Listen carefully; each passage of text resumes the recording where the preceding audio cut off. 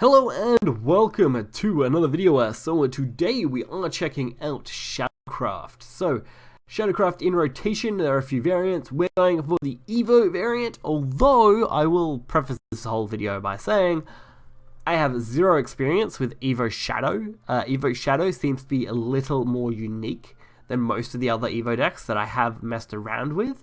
While running very similar Evo packages for the most part in the neutral cards, the Shadow-specific ones like Kawi and Hellfire and things like that are very, very different and can definitely be fairly crazy when they, of course, go off.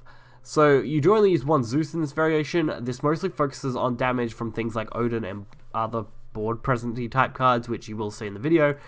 Big swing turns with things like Cerberus, where you can get a lot of value out of it, and not fully reliant on the just one-hit Zeus combos. So that's definitely something to always be keeping in mind. And keeping that in mind, we are going to get right into it and check it out. So match 1 is going to be Shadow versus Shadow. I've seen a slight rise in Shadow players as of late, so it doesn't fully surprise me at this situation. We got the Warring Flame, the Cerberus, and the Warring Tempest, so that's okay at this point. I'll take Flame and Tempest. And the Grimoire and the Deadly Dreamer. I probably didn't use Grimoire correctly, to be honest. Going for Grimoire turn 1 just felt like something I had to push out. I didn't really have many other cards to go with. And I really just wanted something to go down now. I honestly felt like the start of this game here was very lacking for me. And I definitely think the Grimoire play was a mistake, looking at this, to be honest. And I got another Deadly Dreamer, so that's something. I could have went for Deep Dream myself, which probably wouldn't have been the best line of play, but probably wouldn't have been necessarily bad either. At least we do get the Evo now. And with Warring Flame, we can actually push 4 damage to face overall, and getting 2 Evos out of 1 isn't bad. I just really had little to no experience with Evo Shadow, so I think you'll see that little bit of inexperience in this video quite a bit. Looking back on these games, I can definitely see where I probably could have made some better lines of play and tried to set things up a little neater without going for, obviously, what I've been going for here. Now we do have to deal with this. Actually going up against this is probably my worst nightmare, usually. Luckily, with our own Warring Thunder, we can use it to our advantage and wipe the board. But Evo Rune on Evo Rune is interesting, since I hadn't really seen too much Evo Rune as of late, but it definitely seems to be on the rise. It's becoming more and more popular, I guess. I don't know whether it was just because I started playing it now or not that I'm noticing it more, but it definitely seems like something I didn't really see until the last few days, or, well, when this video was made, of course, the last few days. You guys are getting this video a little bit later than when I made it, so Shadow might be on the full-on rise by the time this comes out, but we'll wait and see.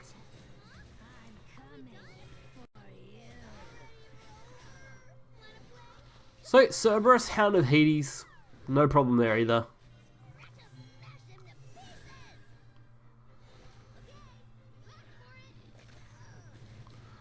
Going up against a Cerberus is not fun. I think our Grimnir, though, is actually ready to go.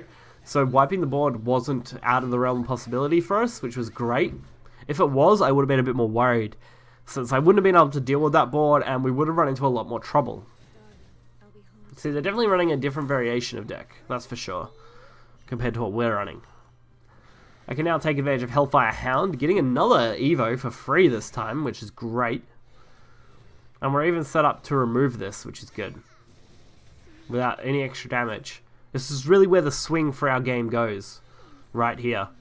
Even if they had cleared this, I would have went with Underworld out and probably just got another one out. So honestly, leaving it up doesn't worry me too much. But I do want to put up a ward here. So the risk was Zeus, to be honest.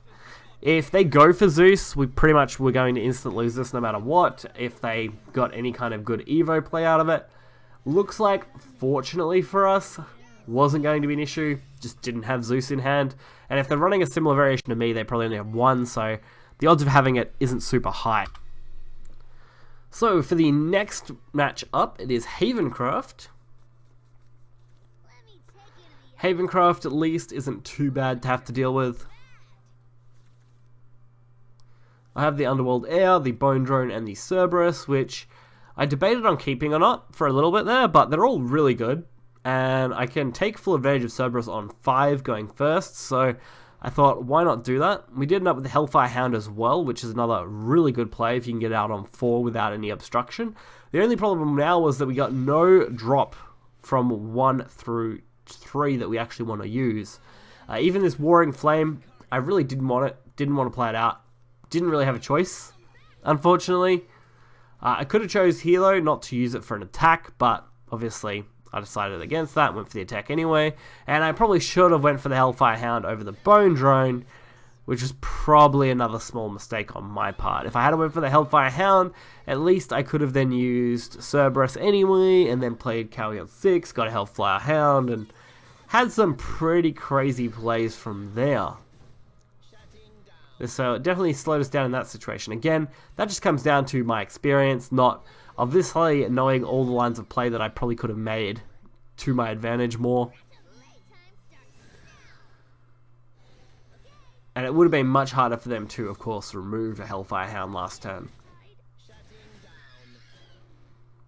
Doesn't mean that was necessarily bad though. We did a good job with this Cerberus out.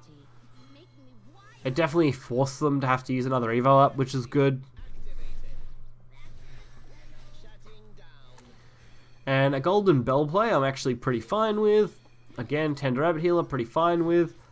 If they're playing them without any kind of actual advantage other than just board presence, I don't really worry at all. I can pretty much freely go face hit for 10 damage and not need to worry at all. Force them to trade into me while getting the maximum I can out of these cards. And the Bone Drone really does cinch it for me, getting me pretty much a stable board. It's going to be very hard to remove everything here well. And even if they don't, something like Warring Tempest should be okay, since it does have at least 2 damage on it, which is above average, I would say, right now, for advantage, which is good. Although we do just have a straight up another Cerberus, which is really good, so we're definitely taking that play. And with only 2 cards in their hand, 3 once they draw, I'm actually not worried about the 2-1 and the 4-1. The best they can really do is, let's say, heal 4. That's most likely the best they can do with what they've currently got. And that would require them to basically not trade, so we definitely had the upper hand in that turn. Even with this, we've still got the upper hand overall, which is great to see. So we only needed 4 damage, which we don't have, unfortunately. I mean, we could have got 3, would have left him with 1, if we had a... Oh, actually, sorry, no, we were out of Evos anyway. We relied on the free Evo, didn't we? So, this was ended up being the right play.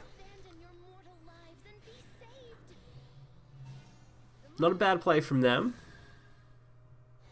We have got another Hellfire Hound, though, which is a free Evo if we want it. Or we can just go for a bit more of a Swarm the Boardy type play with Dream here. Go for 2 damage and just kind of throw stuff down now to really make it hard on our opponent, since Deep Dream will give us 1 damage for next turn as well. And Hellfire Hound can pretty much clear almost anything at this point, since it is basically just a 6 damage rush. And with Grimnir we could also use that, which I think is reasonably boosted now too. So either line of play would work well for us. Did decide to go for the Hellfire Hound. With its Evo, with a trade, wasn't going to matter. We win either way now. And our opponent, I believe, realizes that and does concede. So, pretty straightforward for us. So, Evo Shadow is definitely a deck I want to play some more of. It's got some interesting lines of play that I didn't really notice until I was rewatching these for this video here. And getting used to those plays could be a lot more interesting. I really love the use of Hellfire Hounds and Underworld together. They work wonderfully. I never got a chance to actually use Odin, which was a little bit disappointing, but pretty normal considering how well this deck runs on its early to mid game engine, where the late game cards really only come in to clutch the game and just instantly win. So if you guys are interested in playing this deck, definitely check out the link in the description below. Be sure to hit the like button and subscribe for more content. Until next time, guys, see ya.